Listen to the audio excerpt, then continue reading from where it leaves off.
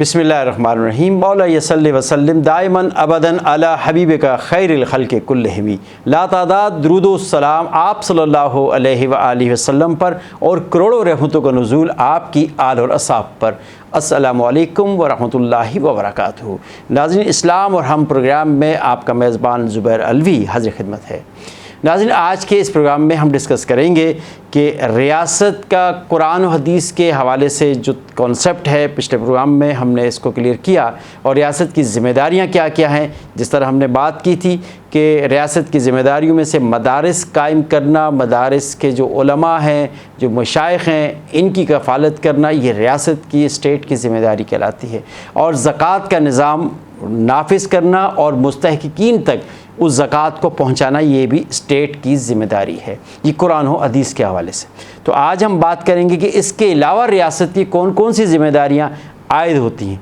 जानते हैं, हमारे दरमियान मौजूद हैं जनाब मुफ्ती सैफुल्लाह सईदी साहब। आइए नाज़रीन, आपके इनसे मुलाकात कराते हैं। अस्सलाम वालेकुम। वालेकुम सलाम। क़िबला खुशामदीद, आप तशरीफ़ लाए, जज़ाकल्लाह। तो आज के इस प्रोग्राम में जो कल बात रह गई थी हमारी, कंप्लीट नहीं हो पाई कि रियासत जो है उसके ये ज़िम्मेदारियाँ जिस तरह बनती हैं, मैंने अपने इंट्रो में कहा कि इसके अलावा रियासत की कौन कौन सी ज़िम्मेदारियाँ हैं। जी, बिस्मिल्लाहिर्रहमानिर्रहीम। जज़ाकल्लाह ज़ुबैर साहब, आपने मदऊ फरमाया दोबारा हमें। रियासत की कुछ बुनियादी जो फ़राइज़ थे वो तो हमने पिछले प्रोग्राम में बयान किए और सामीन ने सुना होगा। तो इसके अलावा जो बुनियादी चीज़ है उसमें सबसे जो रियासत की ज़िम्मेदारी वो है बुनियादी सहूलियात आवाम को देना। बुनियादी फंडामेंटल जो है ना, उसके जो राइट्स हैं या जो उसके बुनियादी चीज़, उसमें मिसाल खुराक है, ठीक है, इसकी जो है वो तरसील आसान तरीके से होनी चाहिए, आवाम तक पहुंचनी चाहिए। जैसे हमारे यहाँ आप देख रहे हैं यूटिलिटी स्टोर्स, वहाँ किस कदर जो है वो एक बेहंगम और रेट प्राइस जो है ना कोई कंट्रोल में नहीं है और आवाम रश लाइनों में लगी हुई है। तो ये हुकूमत की और रियासत की ज़िम्मेदारी है कि इसको और सहल करे, आसान करे। दूसरा रिहाइश, जो रिहाइश देना, जी, रिहाइश के लिए जगह मुहैया करना। और उस रिहाइश में फिर बुनियादी सहूलियात हैं, उसमें आप बिजली को देख लें, आप गैस को देख लें, सीवरेज सिस्टम देख लें, सफाई को देख लें, ये सब रिहाइश के अंदर आती हैं। सही, ये सब चीज़ें रियासत की ज़िम्मेदारी है। उसके अलावा इलाज है। इलाज के लिए हॉस्पिटल का पूरा एक सिस्टम होना चाहिए। सही, गरीबों के लिए आप आज के दौर के अंदर आप देखते हैं कि प्राइवेट हॉस्पिटल इतने महंगे हो गए हैं कि एक गरीब वहाँ इलाज नहीं करवा सकता। सही है। और अगर सरकारी हॉस्पिटल में चले जाएं तो वहाँ उन पर वो तवज्जो नहीं दी जाती जिस तरह एक तवज्जो दी जानी चाहिए। और ये तो हमारे शहरों के अंदर हैं, आप अंदरूनी इलाकों में चले जाएं, गांव देहातों के अंदर, तो वहाँ तो और बुरा हाल है इलाज मुआवजे का, मामलात का। तो इसको बेहतर करना ये रियासत की ज़िम्मेदारी है। अब तो रियासत जो है कि NGOs जो है ना, उसकी कलबरेशन से जो है कि इदारे चला रही है। तो वो NGOs जो है कि बजाय सहूलत देने के वो आवाम से ही पैसे ले रहे हैं। जी बिल्कुल। जो गवर्नमेंट के इदारे हैं उनको NGOs ने टेक ओवर किया हुआ है और वो ये काम कर रहे हैं। जी बिल्कुल। तो इसलिए इलाज मुआवजे के जो मामलात हैं उसे बेहतर बना रियासत की बुनियादी हुकूक में से एक हुकूक में से तिबी सहूलियात का फुकदान है। इसको भी रियासत चाहे तो इसको कंट्रोल कर सकती है और इस पे ये रियासत की बुनियादी हुकूक में से एक बुनियादी जिम्मेदारी में से एक जिम्मेदारी। उसके बाद जो है वो तालीम, इल्म जो है, एजुकेशन, ये बहुत बड़ी ज़िम्मेदारी रियासत की। आज हमारे यहाँ तो तालीम का जो शोबा है, एजुकेशन, ये एक बहुत बड़ा बिजनेस बन चुका है, तिजारती मरकज़ बन चुका है। और इल्म हासिल करना इतना इस कदर मुश्किल कर दिया गया है कि एक गरीब बच्चा जो है वो आला तालीम हासिल करने के बारे में सोच भी नहीं सकता। दूसरा, इसके अंदर ये एक मामला आ गया कि तबकाती निज़ाम बना दिया गया। ये गरीबों के स्कूल हैं, ये उमरा के स्कूल हैं। तो ये जो निज़ाम है तबकाती तफरीक का, इस्लाम तो इसको मिटाने आया था। इस्लाम में तो मुसावात है, इस्लाम में तो बराबरी है। इस्लाम ये तसव्वुर देता है कि इसमें आला अदना कोई नहीं है। हाँ, अल्लाह तबारक व तआला के यहाँ आला वही है कि जिसके बारे में कुरान कहते हैं इन्ना अक्रमकुम इंदल्लाहि अत्काकुम। تم میں سے رب کے نزدیک سب سے مکرم، معزز، معتبر وہی ہے جو تقوی میں اعلیٰ ہوگا۔ تقوی میں حضرت یہاں پر ایک بات اور ہے نا کہ آپ یہ دیکھیے کہ ذہنی استطاعت تو ہر شخص کی الگ الگ ہے نا۔ جی جی، کوئی انجینئر بن سکتا ہے، کوئی ڈاکٹر بن سکتا ہے، کوئی ٹیچر بن سکتا ہے، کوئی جو ہے نا پولیٹیشین بن سکتا ہے، ہر ایک کی ذہنی استطاعت الگ الگ ہے۔ تو ظاہر ذہنی استطاعت الگ ہوئی تو ڈیفینیٹ پھر اس کے لیے مدرسہ بھی، اس کا اسکول کالج بھی الگ ہو۔ نہیں، وہ جو آپ بات کر رہے ہیں وہ میرے خیال میں میٹرک کے بعد سے یہ سسٹم شروع ہوتا ہے۔ تو بنیادی جو تعلیمی سال ہوتے ہیں ان میں تو نظام تعلیم ایک ہی ہونا چاہیے۔ اس کے بعد جیسے جیسے ڈپلوما کہتے وہ ہیں، نیچے تک آئے نا۔ جی، اب جو بچے فتین بچے کہلاتے ہیں جن کے ذہن بہت شارپ ہوتے ہیں تو ڈیفینیٹ وہ اگر کن ذہن بچوں کے ساتھ بیٹھیں گے تو ان کا ذہن بھی ویسا ہی ہو جائے گا۔ اب ایسی فیملی ہے، ایسے لوگ ہیں جس بچے کو غذا، جس طرح آپ نے کہا نا کہ تعلیم کا تعلق بھی غذا سے آ گیا، کہ جس بچے کو پورے وٹامنز مل رہے ہیں، پورے منرلز مل رہے ہیں، پورے اس کی پروٹینز جو ہے کہ اس کا جو ڈیلی ریکوائرمنٹ ہے اس کو پوری مل رہی ہے، تو اس کا ایک صحت مند جسم ایک صحت مند دماغ رکھتا ہے۔ تو اب ایک لاغر جسم، اس کا دماغ تو اس سطح پہ نہیں ہوگا، تو ڈیفینیٹ پھر یہ تقسیم تو ہو جائے گی نا۔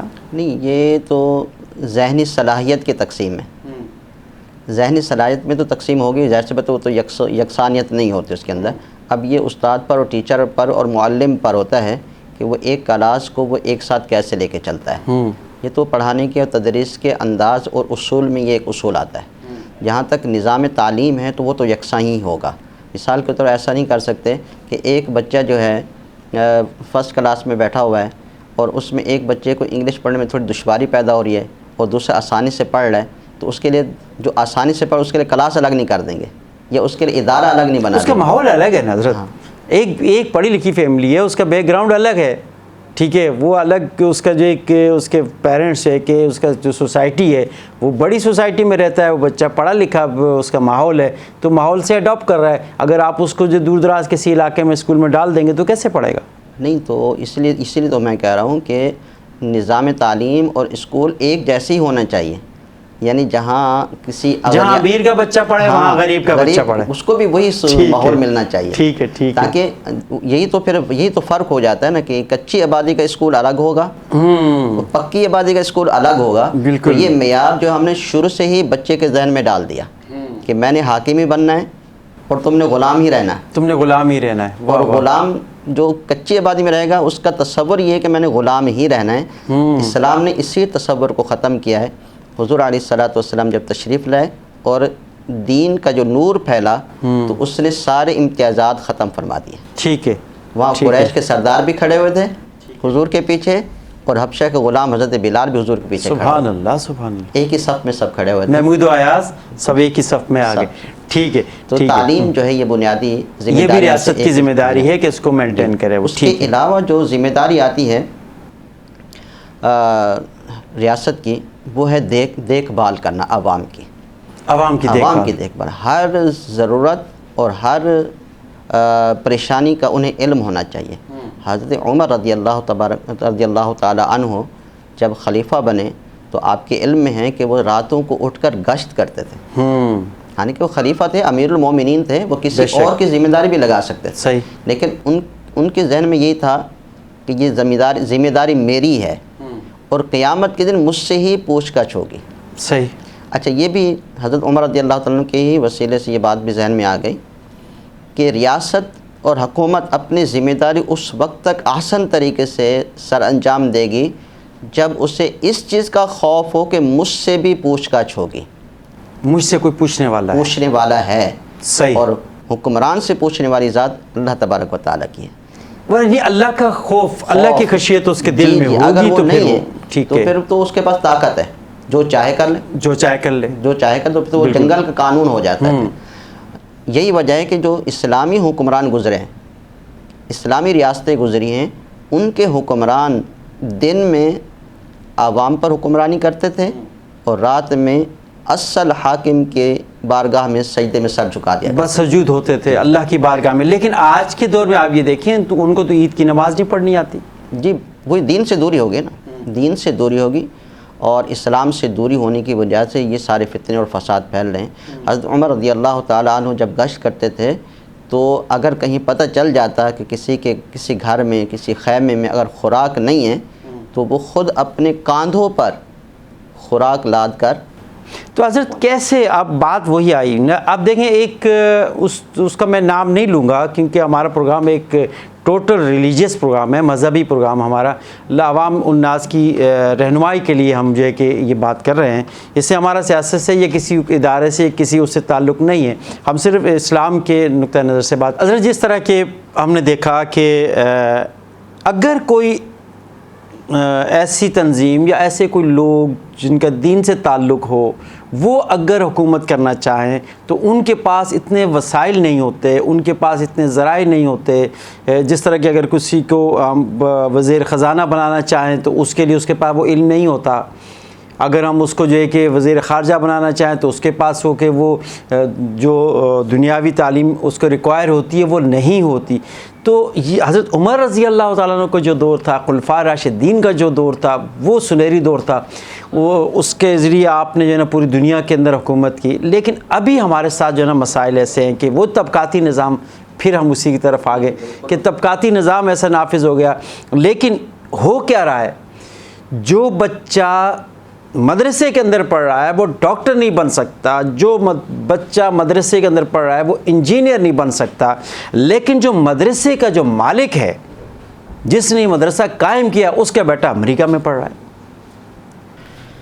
جی بالکل، میں پہلے بھی گزارش کر چکا ہوں کہ ہمارے تعلیمی نظام کو اصطلاحات کی بہت ضرورت ہے، چاہے وہ مدارس کے تعلیمی نظام ہو یا اسکول کالج یونیورسٹی تک کا تعلیمی نظام ہو، دونوں میں کچھ نہ کچھ کہیں نہ کہیں تبدیلی ہونا ضروری ہے۔ تبدیلیاں ضروری ہیں، جہاں مدرسے کا بچہ قومی اسمبلی میں جا سکے، وکیل بن سکے، اچھا ڈاکٹر بن سکے، معاشرے کے ایک اچھے جو ایک پوسٹ ہے وہاں پہنچ سکے، تو وہاں یونیورسٹی کا بچہ بھی اگر وقت ضرورت پڑے تو وہ امام مسجد بھی بن سکے، امام مسجد بھی بن سکے، اگر ضرورت پڑے تو اس کو یاد ہو، نماز تراویح بھی، ایسا نہ ہو کہ سورہ اخلاص غلط پڑھ لے۔ سورہ اخلاص، دونوں میں افراد تفرید تو ہے، دونوں جگہوں پر جو ہے وہ اصطلاحات کی بہت اشد ضرورت ہے تاکہ جہاں پر بھی افراد کی ضرورت ہو ہمیں بندے مل جائیں۔